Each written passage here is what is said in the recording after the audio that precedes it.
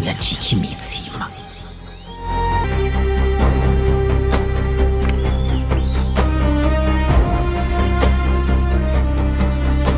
Byanditswe ngo umuntu ntatungwa n'imitsima gusa, ariko atungwa n'ijambo ryose riva mu kanwa k'Imana.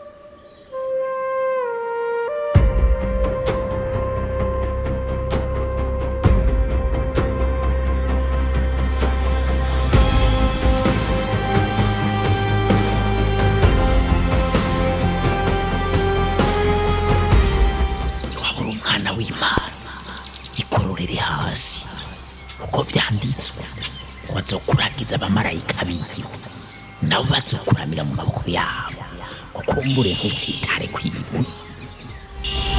Byongeye handitswe ngo ntukagerageze Uhoraho Imana yawe.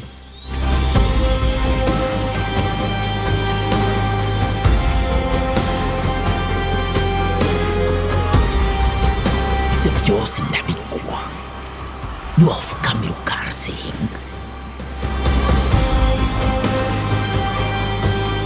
Bako Satani ko vyanditswe guhoraho Imana yawe aba ari usenga kandi aba ari usaba yonyene.